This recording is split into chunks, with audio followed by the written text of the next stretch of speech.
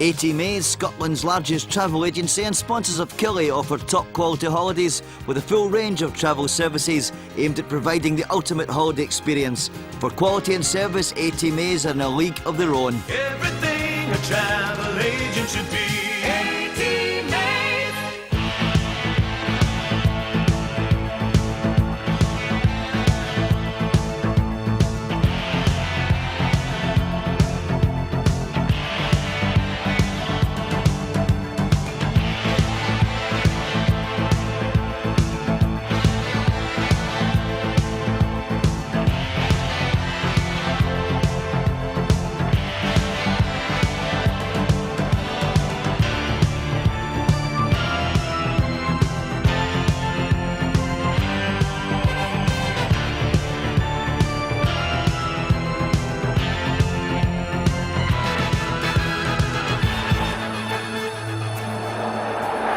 Has gone mad, he's running onto the field.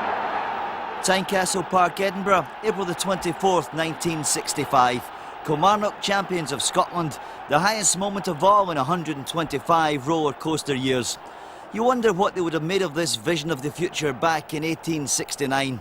Queen Victoria is on the throne, and in Kilmarnock, John Wallace is persuading the local cricketers to turn their attentions to the new winter sport of football.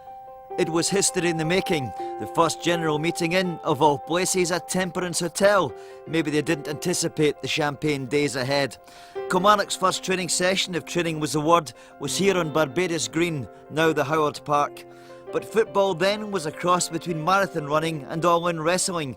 Pitches 200 by 100 yards and lawful to hold a player with the ball.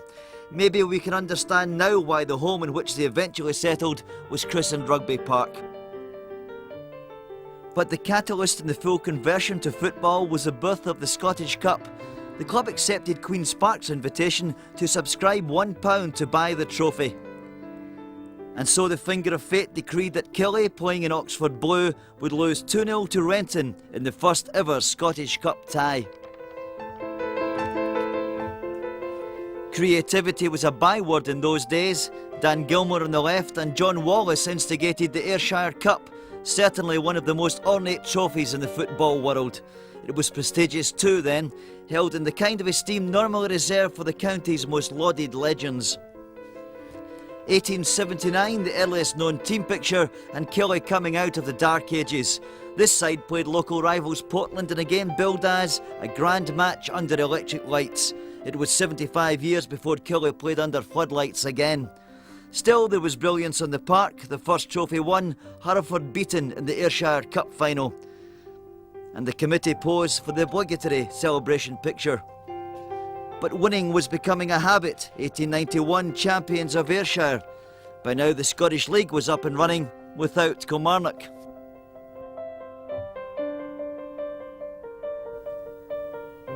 But Jockey Johnston played for Scotland in Rugby Park's first ever international, Killie's early star in stripes. An attendance of 12,000 persuaded the club to turn professional.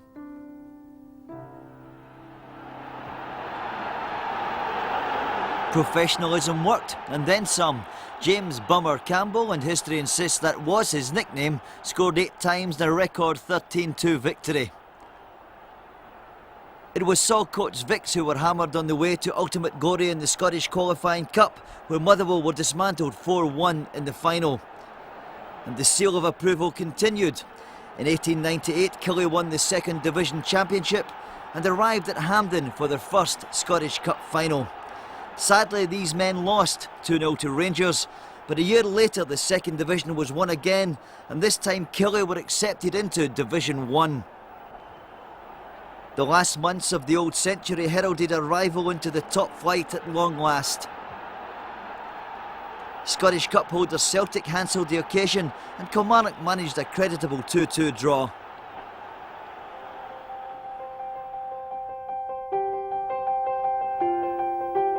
But ultimately the going became too tough, and by 1906 a share flotation was required to inject much needed capital. Suddenly though, sponsorship was born. King Taylors offered an Overcoats for goals deal, and the players responded, especially Andy Cunningham.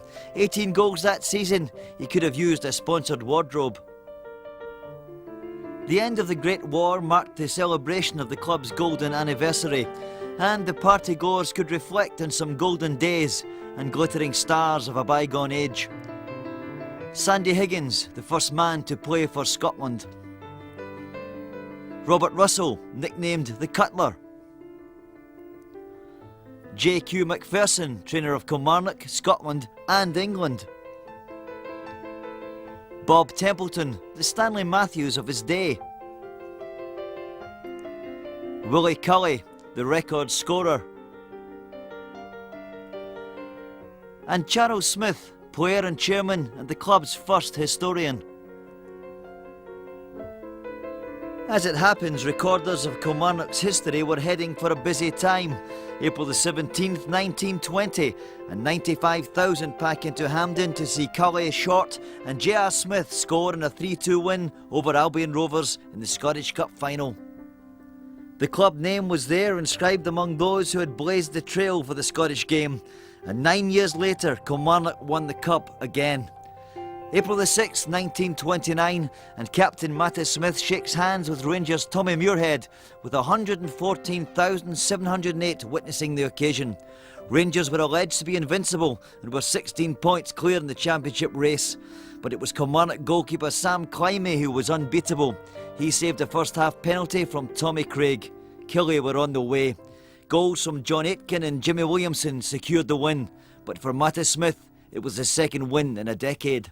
Son Bill is suitably proud of his father's achievements. He's the only Kilmarnock player, ever to win 2 medals with Kilmarnock, and nobody else in the club has received 2 Scottish Cup medals. So in that respect, I'm very proud of this medal. Proud of them both, but especially the second one he got. He was the boy in the 1919 team, and he was a veteran in the captain in the 1929 team. I think it was Sam Climie that said it, that my dad had told them, hold them out to half-time, boys, and we'll win. And then, as you know, they got the penalty, and Sam Climie saved the penalty, which was put them on the right road, and they went on and scored another goal. And that was the climax, 2-0 against Rangers. And it also, in that particular year, they'd beaten Celtic in the semi-final, which was quite an achievement for a provincial team at any time, but in these days, to beat Celtic in the semi and Rangers in the final was, to my mind, was a fantastic feat. The treasure chest of memories was growing, but by now the founder fathers must have been wondering why they had bothered holding the first meeting in a temperance hotel. I used to hear Dad telling the story about the Kilmarnock trainer always moaning about the amount of whiskey that Kilmarnock Football Club went through, and it was not for drinking. They seemingly put it in their boots to keep their feet warm during the cold winter days. You can believe that, I believe that. No, but that was the story as I heard it anyway. Overseas beckoned for the first time when the club toured North America on a 16-match trip, which brought 11 victories. 2 years later, they were back at Hampden for the third time in a dozen years, but this time there was eventual disappointment. The first game against Rangers finished 1-1, but Kilmarnock lost the replay 3-0. Meanwhile, Joe Niblo, Killie's most capped player, was sold to Aston Villa for a then record fee of £1,875. Also on the way out was manager Hugh Spence, replaced by Celtic legend Jimmy McGrory. But in his first game in charge, Kilmarnock were thrashed 8-0 at Celtic Park. Revenge was sweet. Killie drew Celts in the third round of the Scottish Cup, and even the bookies quoted the Glasgow Giants out of sight, with Killie at an unbelievable 10-1 against. But, as the Sunday Post of the day reported, Kilmarnock won 2-1 and then beat Ayr United and Rangers to arrive in another final, this time against East Fife. The first game finished 1 each, with the second division team from Methil opening the scoring. Dougie McAvoy equalised, but again Kilmarnock lost out in a replay. East Fife won 4-2 in extra time, with Kilmarnock's consolation that they just beat relegation. During the Second World War, Rugby Park was requisitioned by the government as a fuel dump for the army, and it remained that way until the end of the strife. Football action resumed in 45-46, but Killie couldn't avoid more upheaval. Jimmy McGrory left to rejoin Celtic. Relegation followed and managers came and went before Malcolm MacDonald brought a period of stability from 1950. Indeed, in 1952, with his team still in the second division, he engineered a road to a League Cup final against Dundee, with Rangers conquered en route. And 1 year later, Killie were back in the big time. They were a part-time team at that time, and what I remember about it is, I say, we had to train 2 nights a week, and I worked in the mines at the time. And I had to come from, well, it was Plain where I worked, 2:30, finished there, back to my father's in Larbert, trained for there, down here, and that's what I remember about Kilmarnock Football Club in these days, you know, they were part-time. Who were the faces around about the club then? Oh, you're talking about Bob Thine, Middlemiss, Mays, Harvey, Curlett, you know, all terrific players, I mean, great players. Beattie wasn't in the first team when Killie made the 1957 Scottish Cup semi-final against Celtic. Beattie saves, but Jerry Mays follows up and scores. Across from Curlett, and Mays heads a beauty. The lightning attack, and Black finds the empty goal. That 3-1 victory set up a final against Falkirk. The replay was Malcolm MacDonald's last game as manager before joining Brentford. Out to the Falkirk right wing, where Tommy Murray collects it. He centres, and Merchant scores. Falkirk won ahead, but goalie Slater only just stops the Killies from equalising a few minutes before half-time. From a corner, Killies' Davy Curlett brings the crowd to their feet with the equaliser. So it has to be extra time. The ball's flicked across to Douglas Moran. He runs through, and yes, that's it. 3 years later, another semi-final, Clyde this time. And after 30 minutes from an attack on the right, centre-forward Kerr had the ball in the net. Stimulated by being a goal up, Kilmarnock raided Clyde territory again. Outside left Muir, unmarked, got goal number 2.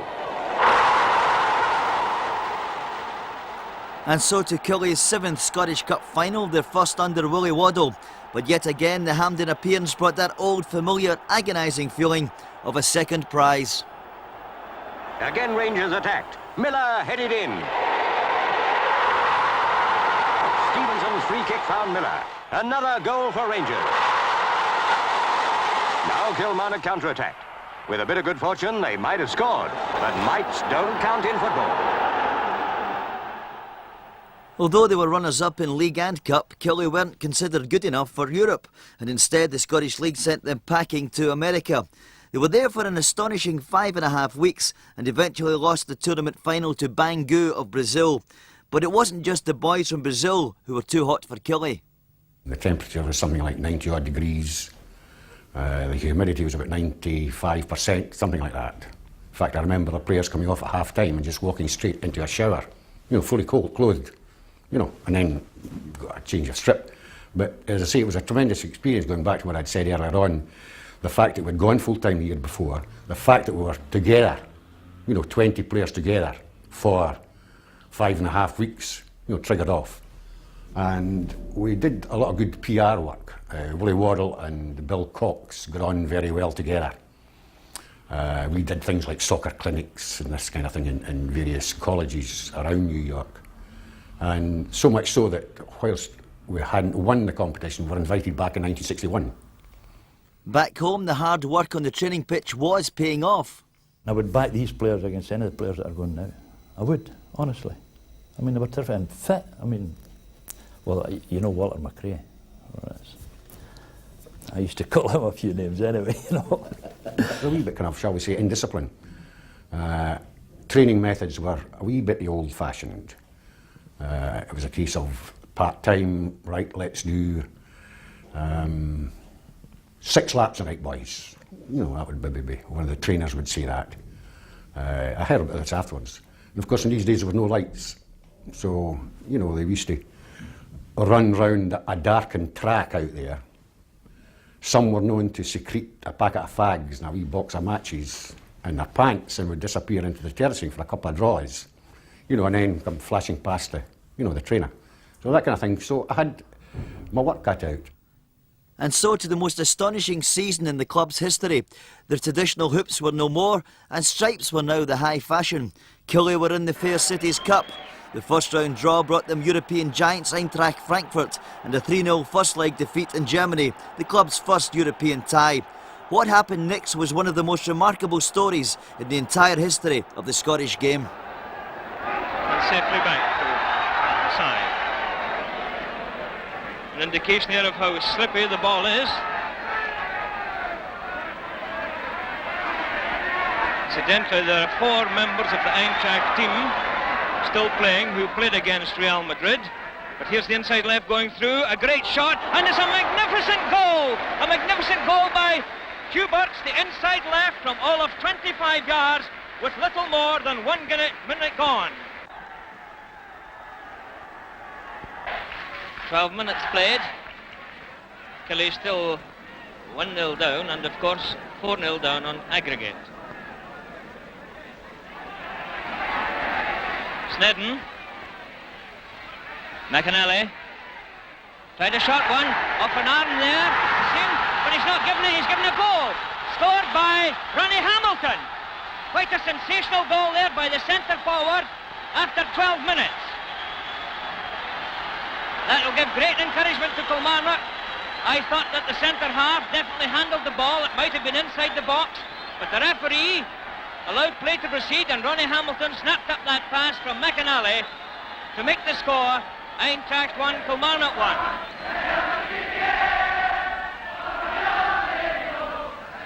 King. Well into the German half.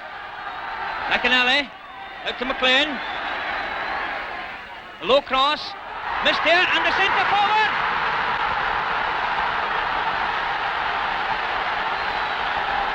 A tremendous goal there. And the scorer,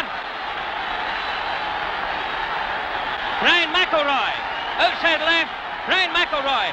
Thunderous applause for that goal in the 16th minute. 3 to Killie, just inside the Eintracht half. 5 minutes gone on the second half. Rory with the kick, even left back McFadzean's up for it. And he's in position. And he's headed it into the net! A sensational third goal for Kilmarnock. Headed into the net by left back Jim McFadzean after 5 minutes of the second half. And listen to the crowd roar.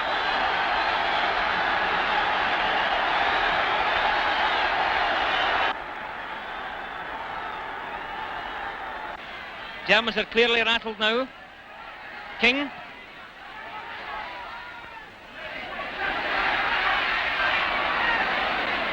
Huberts. Blocked by McAnally.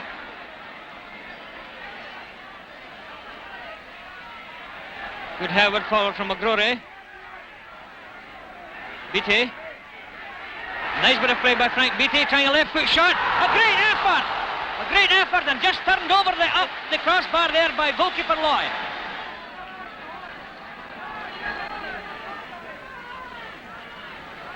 McFadzean.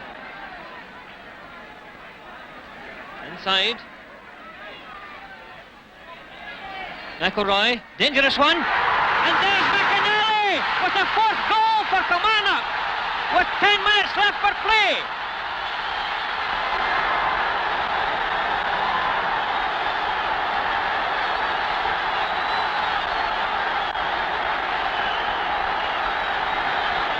Little wonder the field is being invaded here at Rugby Park with hundreds of delighted boys. Kilmarnock have done what seemed almost impossible. They've pulled back a 3-goal deficit, and there's still 8 or 9 minutes left for play, giving them a tremendous incentive to even go on and put Eintracht out of the Fair Cities Cup. Right back, King to take it. Right on target. Krause back defending.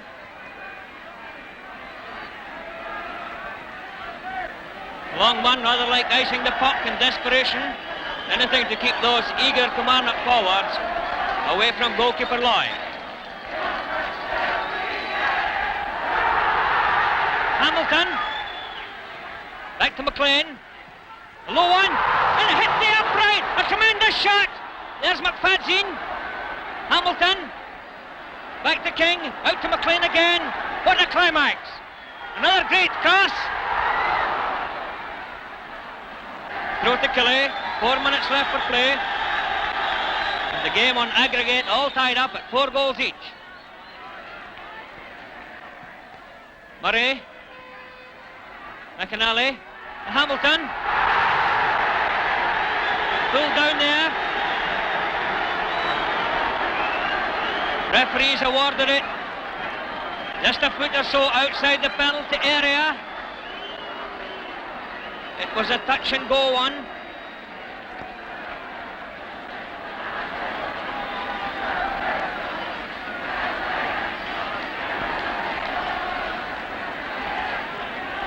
Looks as though Snedden may try a chip, or is it to be King? Snedden, a short one, and it's a goal!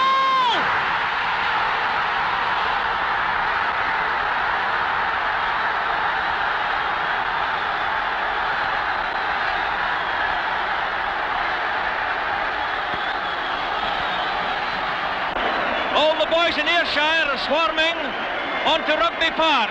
That was a short free kick from Davy Snedden, hit into goal, and it touched the defender and caught goalkeeper Loy going the wrong way.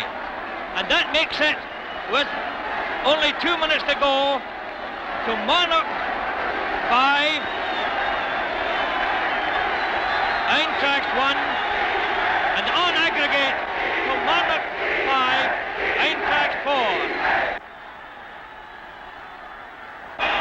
Referee Adair taking his watch out now to look at it.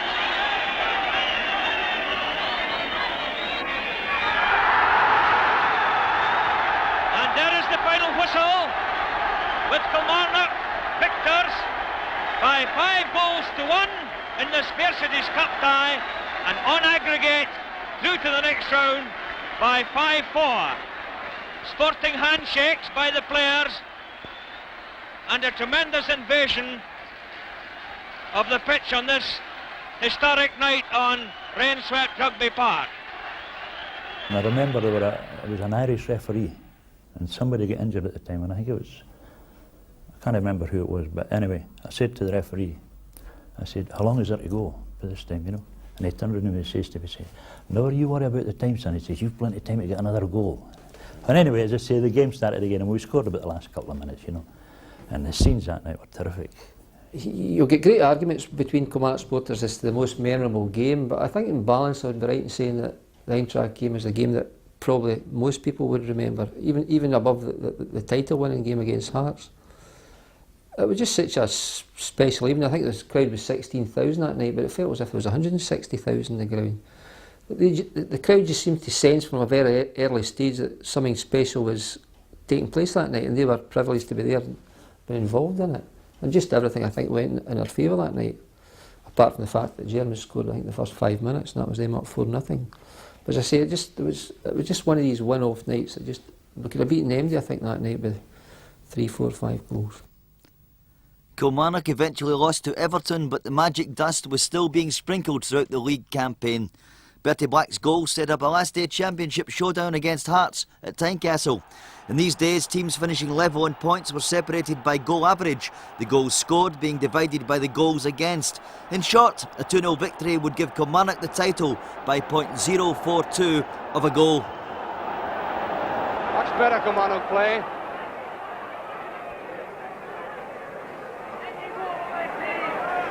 Still McAnally, McLean. It's a beautiful one, Snedden's a goal!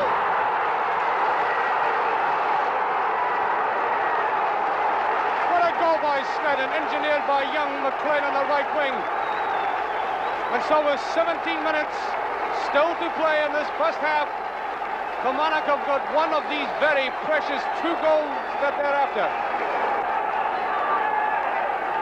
Well, if you'll pardon the cliche, the fat is certainly in the fire. With almost 60 minutes of playing time to go, and anything can happen. A beautifully engineered goal, worthy of a great game.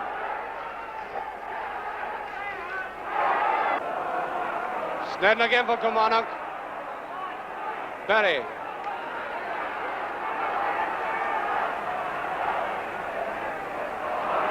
Snedden. Bertie Black. Still Black. Spinning it forward to McElroy. And it's a goal! It's a goal by McElroy. Hamilton again. Gordon's in there. Watson clearing. McAnally. Well, I don't know how long this game's going to go on. It's played well overdue by me. A great save! Magnificent save by Ferguson. There is Willie Waddle. Right on he goes. There is Willie Waddle, and what a joyful man he must be. Fantastic scenes. Waddle's been hugged by supporters, by players, and if ever a man has gone out of Scottish football with a blaze of glory, it's Willie Waddle. Fantastic scenes at Tynecastle. One of the most magnificent fights by a team I've ever seen. The only time I've seen him excited at the deal was when the final whistle went, 2.5 minutes after time. The wee story about that was Norrie McNeil was the assistant, and he was saying, "I'm going to blow, what time is it?" He says, "Oh, it's 5 minutes ago." Shut up! I don't want to know the time. But once the final whistle was supposed to go, he's not going to blow the whistle, not going to blow the whistle. These are famous pictures of Willie coming onto the park. Yeah, that's the most excited I've ever seen the man at any time. He was excited at the Eintracht match, but the only thing he did that night was come in and shook all our hands, and that was it. He could motivate players, Waddle, you know, and he knew how to get the best out of players, and he got the best out of Kilmarnock players. We came back and came through the town, and there was thousands and thousands of people. We started at the top and came right down to the Glencairn Square. And in fact, I saw my mum and dad. I couldn't speak to them because we were on the bus.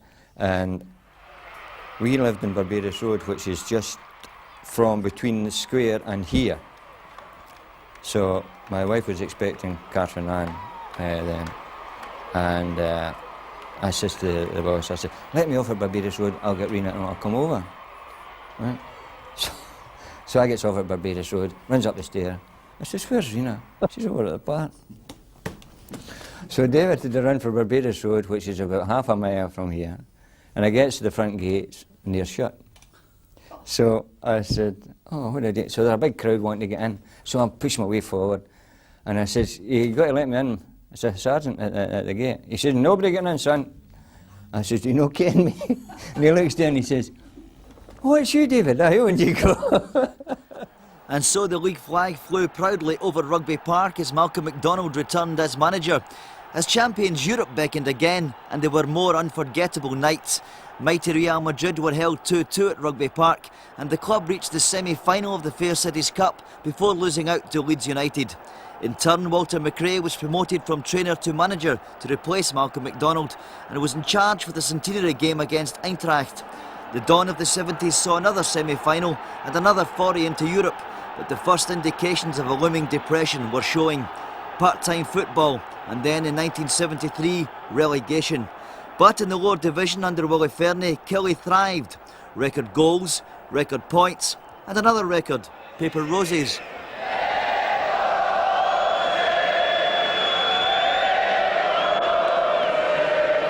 In the 70s, so we'll come to a bad transition period then. We were going from full-time to part-time football, which tended, the club was on a wee bit of a downer. So for us to get promotion that year, and that, it gave us a great lift. And as the good times rolled again, the crowds came flocking back.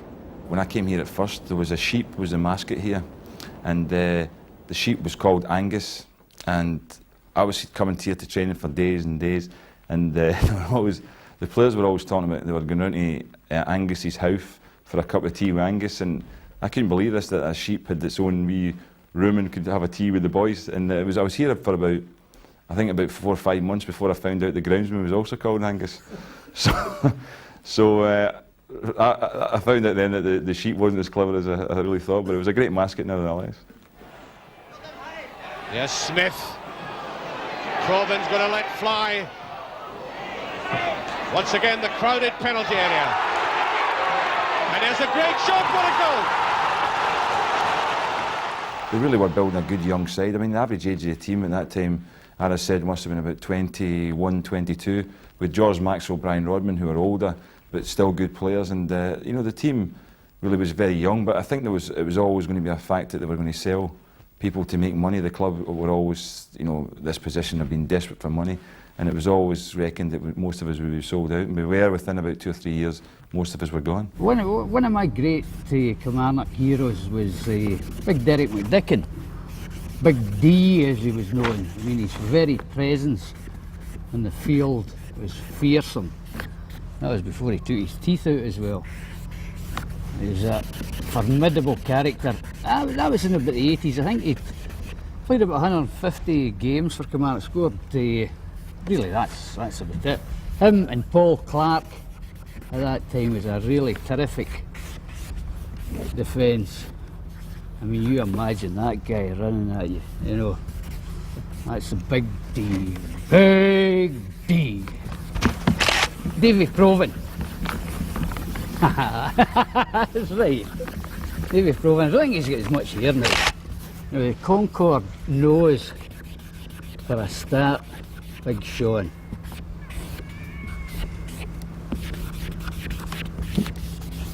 Sean McSkimming. This is a trick question.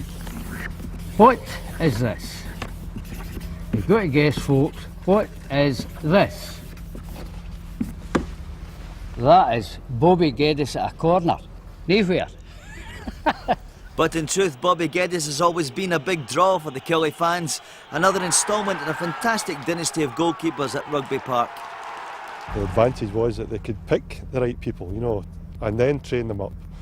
I know the training wise, I think it helped a lot as well. I can remember lots of winter's nights around the back there in the training ground with Jock Murdoch, and he really installed the tradition of goalkeepers into you, you know. Alan McCulloch was the goalie in '79 as Killie fought to stay in the Premier Division. That's a good looking ball as Doherty goes in. Good running by Doherty, a great chance. He's done it. 1-0.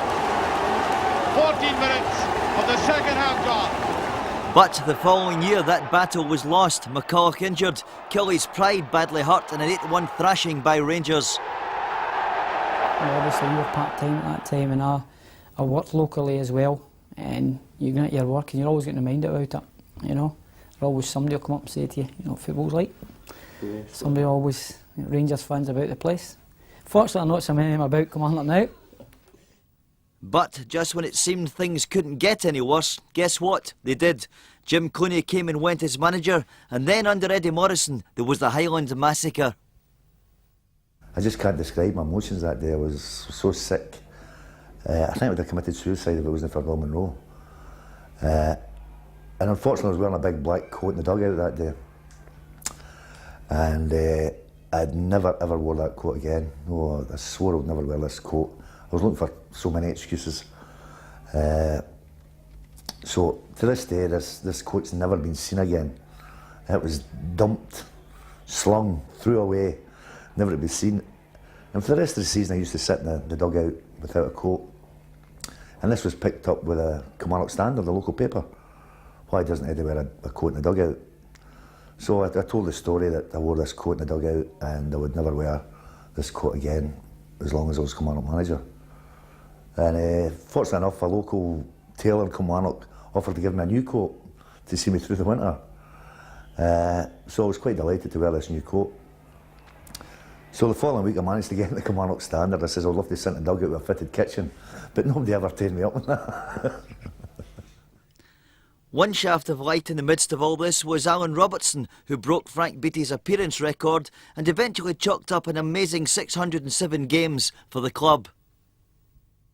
Frank Beattie had been one of the stalwarts at the time when really I was supporting the club, so I sort of knew how highly he was thought of at Kilmarnock, and to have got to the stage where I was actually going to have played more games, not necessarily better games, but certainly more games than him.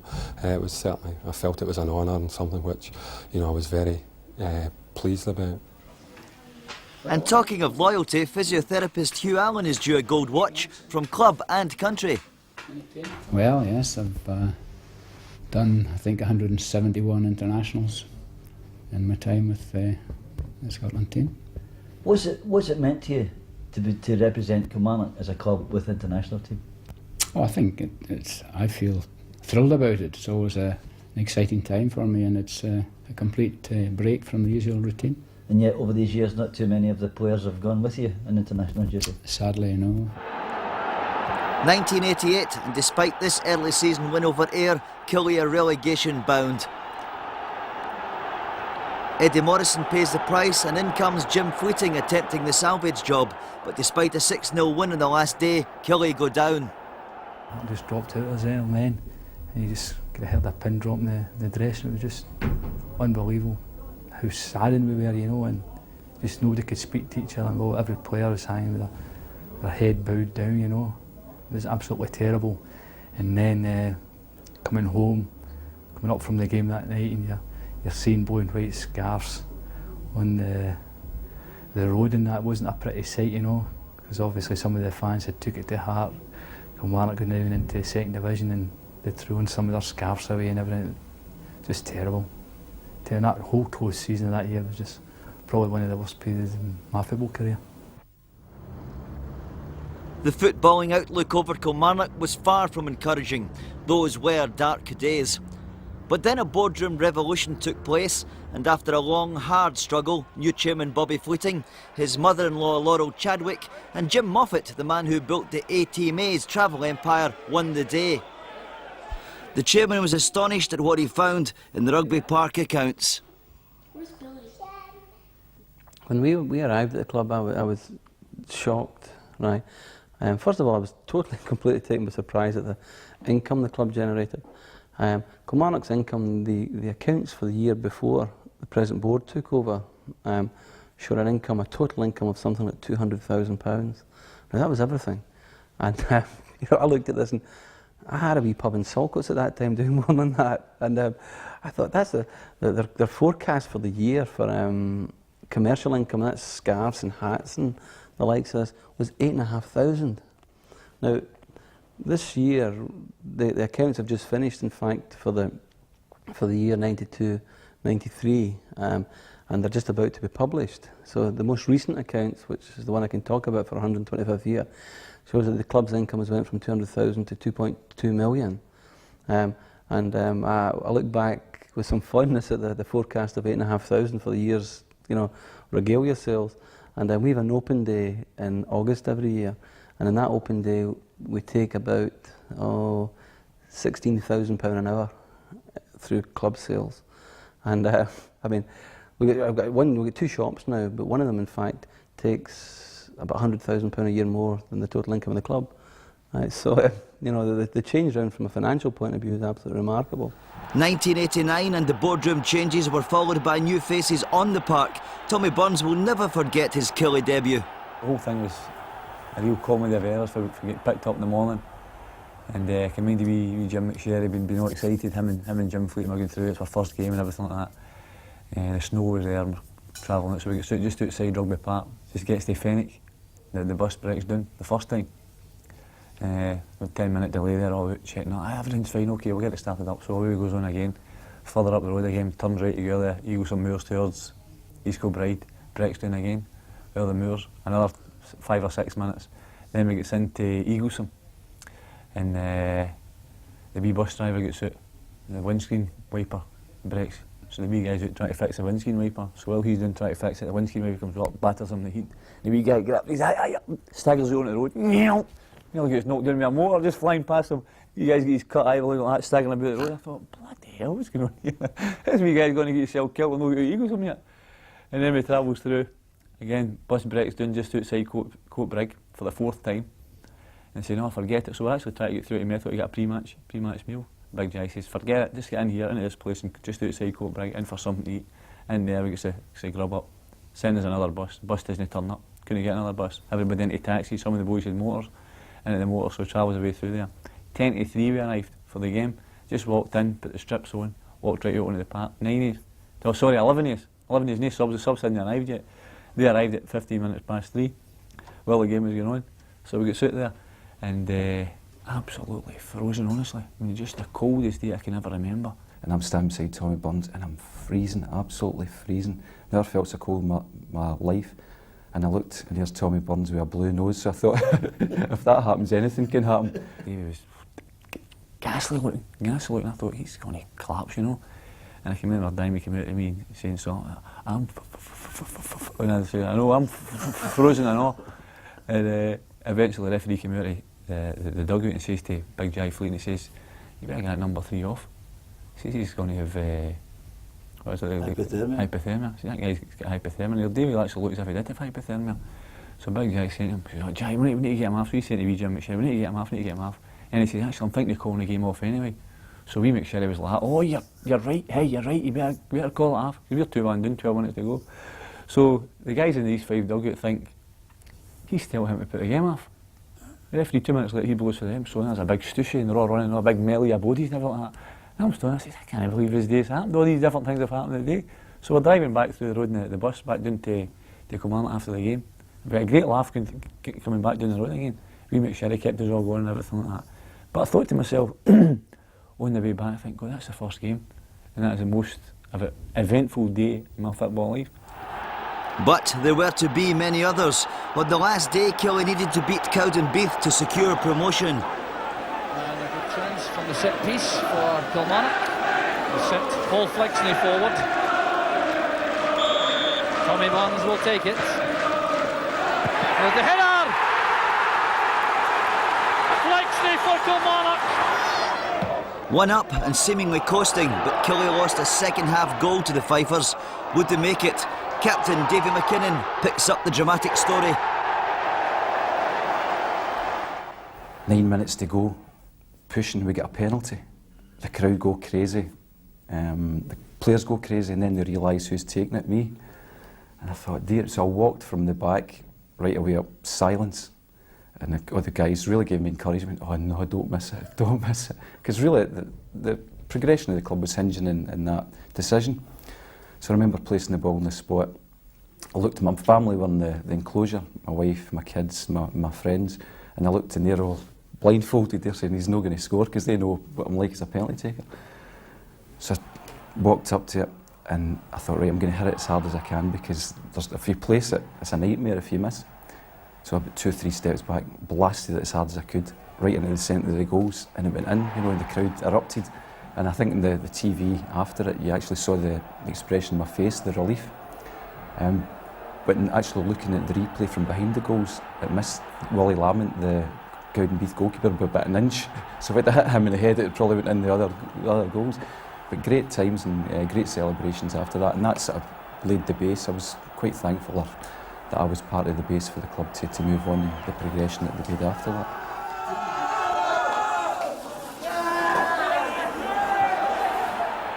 The champagne was flowing all right, but the fans had to be patient in terms of waiting for promotion into the genuine big time.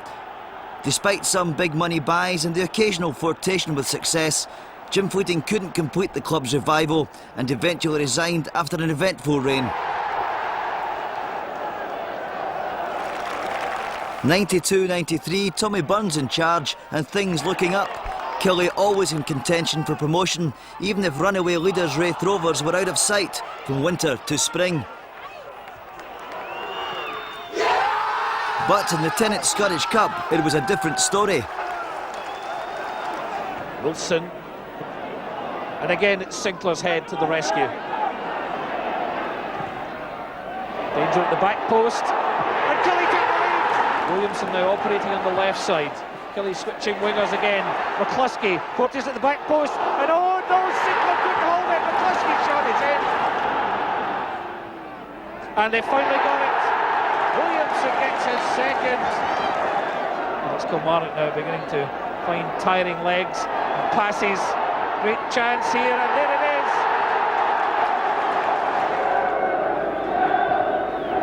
Sinclair commits himself, and it's drilled in off the line, but Kilmarnock have done it again. Person through the gap for Burns, he's onside.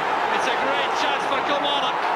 Tommy Burns, and it's bounced over the bar. It was heartbreak in the next round against St Johnstone. Tommy Burns shot agonisingly over, Kilmarnock out. The manager's face told the whole story. In the championship race, the erratic form ran and ran, but there was a peppering of magical moments.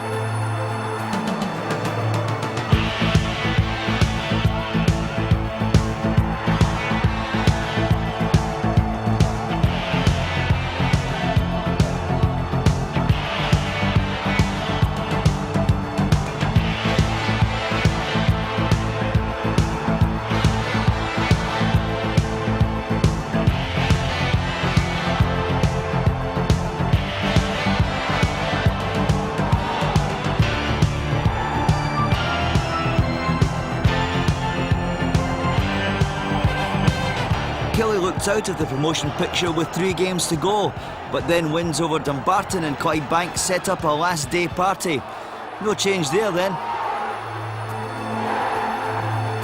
We needed a point to go up to the Premier Division, and luckily enough it was the players had been sort of more or less through it all before, you know, with the same sort of playing staff, and so we knew all the players here then knew what pressure was like, and I think the experience we had in the team brought us through in that game against Hamilton. Tommy Burns knew the match had never been a classic, but there was much ado about nothing, because it was enough to take the club back up there where they belong.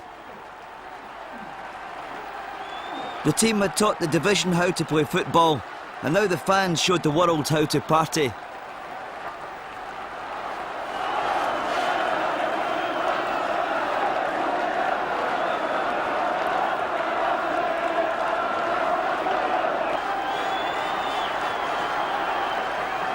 Kilmarnock's return to the Premier Division coincided with the decision to relegate 3 of the 12 clubs. Clearly worrying days were ahead, but the team came off the blocks with a victory over Dundee. By the time they took on Rangers, they had 1 win out of 4, the League Cup was a memory, and the champions hadn't lost at Ibrox in 17 months. That's a nice switch of play to Sean McSkimming.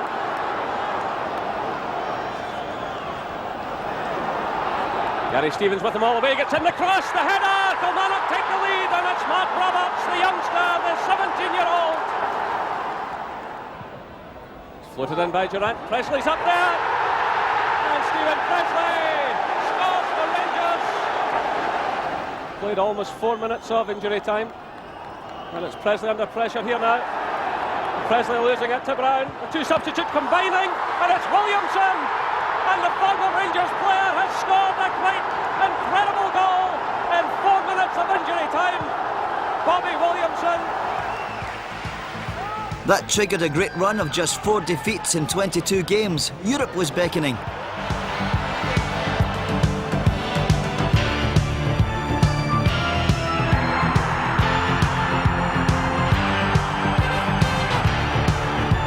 By Tennent's Scottish Cup time, Killie were paying the price of having a small squad, but the boys sure were up for the cup. There's a great reverse ball. Gus McPherson popping up in the most unlikely of positions. McSkimming! Ayr United, Morton and Dundee had fallen along the road to Hampden, and so in the semi-final, Rangers passed Kilmarnock's way again. Short corner, Mitchell with Brown. Good ball in. There's Tom Lance, it's the only goal for Kilmarnock. Over the far side, Durant calling for the ball. Black trying to get unturned. There's Durant. Up goes Hafley, and the equaliser. No, yes, it's been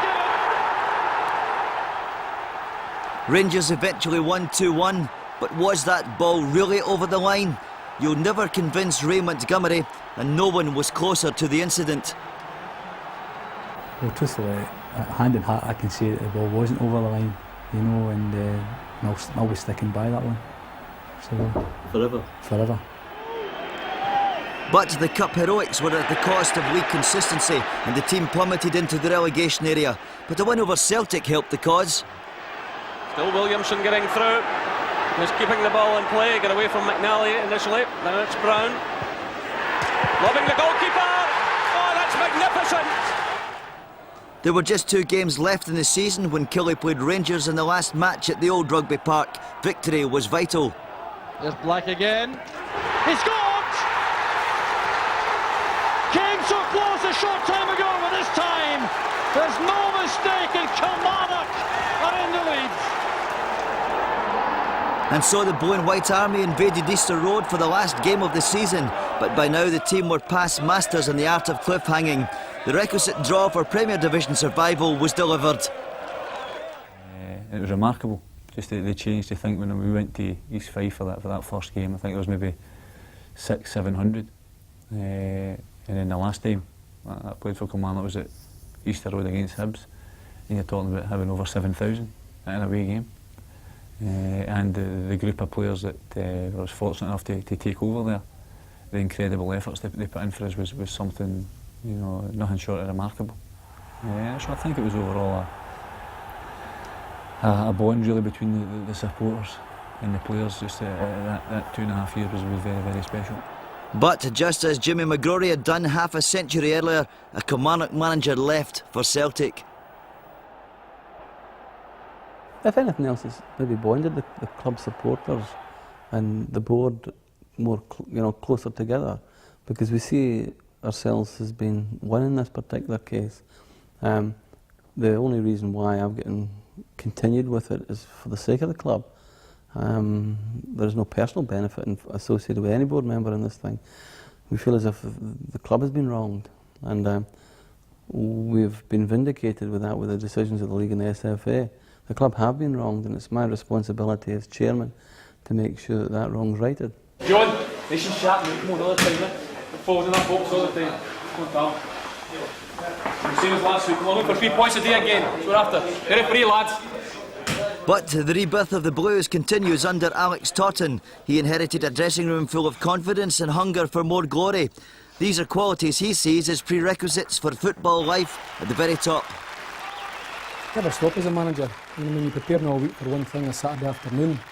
You're in the training and you're going to games at night, and I've been in England watching players, and you're never satisfied as a manager, because I feel I'm fortunate to be manager of Kilmarnock because it's a big club, a very ambitious club, and obviously delighted to be here. But I want a quality side.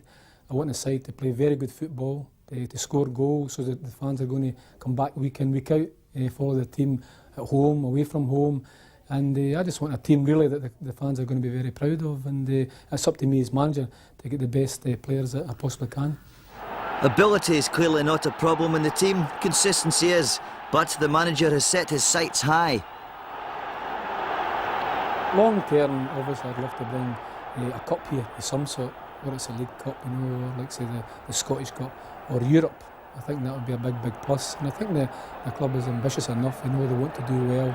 The fans have been fantastic to the team and to me since I come, and I think the players as well. They're determined, because so far they did my job easy, because they've given great commitment not only to myself but to the club. And but long term, that's got to be the aim: a cup of some sort, or Europe. If a league comes along, that'd be great. But I think this is a very good club, a big club, very ambitious club, and it'd be great to get success here. Kilmarnock Football Club have been evolving longer than any other senior professional side in the country. But even in that glorious 125 years, there has never been a time when so much has happened off the park in such a stunningly short period. The club knew wilderness years, but they say you can never enjoy the feast until you've lived through the famine.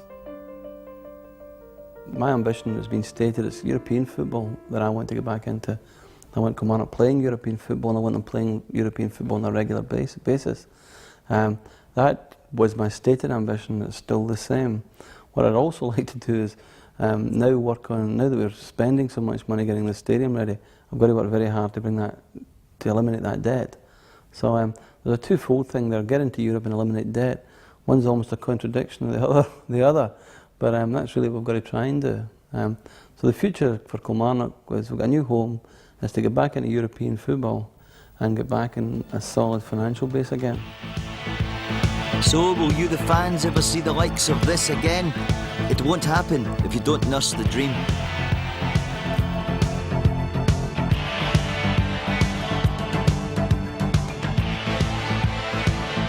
One of my ambitions, in actual fact, was to be, I must have been about 6 or 7, was to be what they called a tray boy.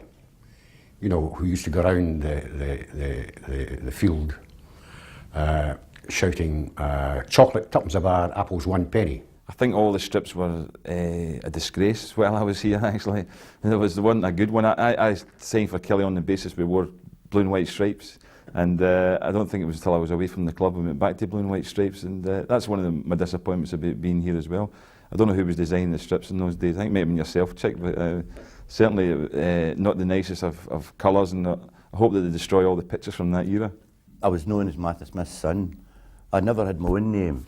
And in latter days, I was known as Gordon Smith's father. I didn't understand them all shouting, and they were always singing, "There's only one Bobby Fleeting," and all these different songs. And as we were leaving one day, they were all shouting and chanting, and I misunderstood what they said, and I thought that they were shouting for me, you see. So I was feeling very pleased with myself, and I said to Bobby, "Wasn't that something?" And he said, "What?" And I said, "Don't act like you didn't hear them." And he said, "What do you mean?" I said, "You heard them. They were all shouting, 'Give us your wife, Bobby Fleeting.'" And he said, "It was 'Give us a wave.'"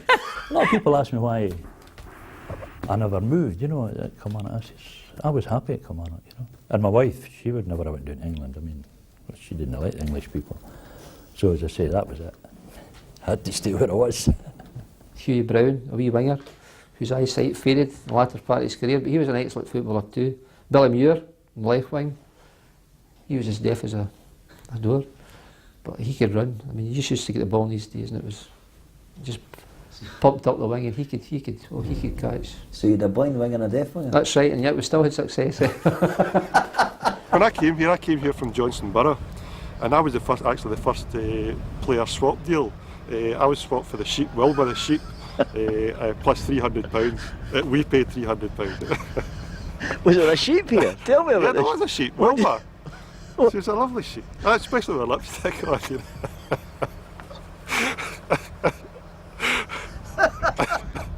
I felt so sorry for the fans and so sorry for the players who let the fans down. No, I could actually choke each and every one of them. No, it was. Why did you? Right.